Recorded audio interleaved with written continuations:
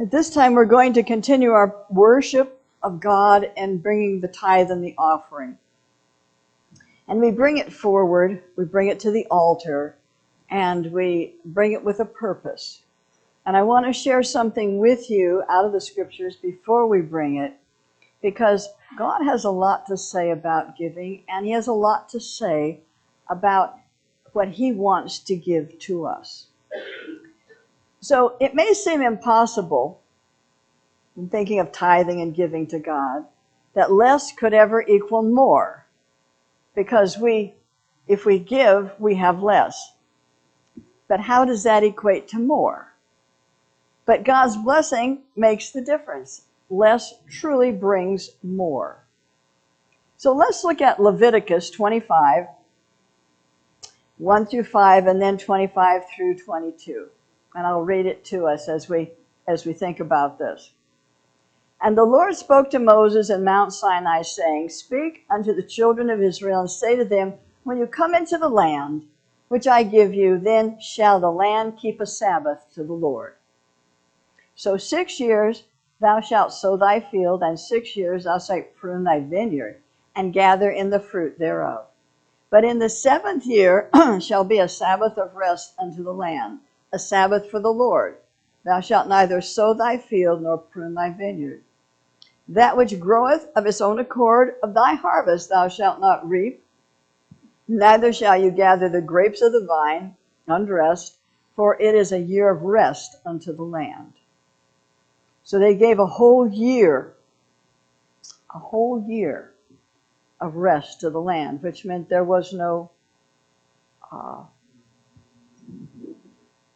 nothing to harvest to keep them in the next upcoming year except what they had left in the field. And in verse 18 it says, Wherefore ye shall do my statutes and keep my judgments and do them, and these you shall dwell in the land in safety.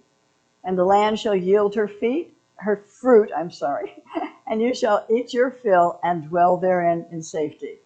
And if you say, What shall we eat the 7th year? Behold, we shall not sow or gather in our increase.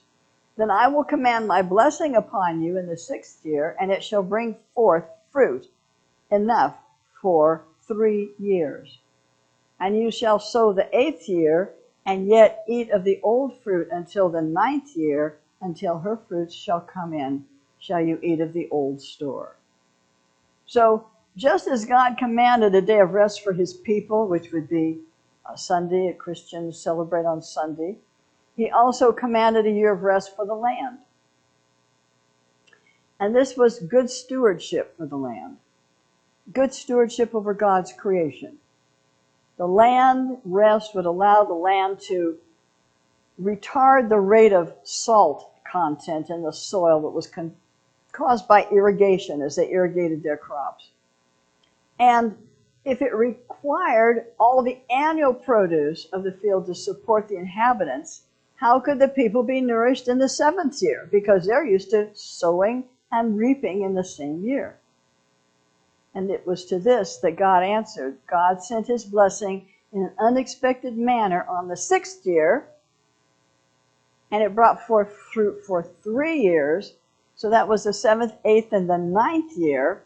And He made a provision for them, even in the years where they would have nothing because the cycle had been interrupted.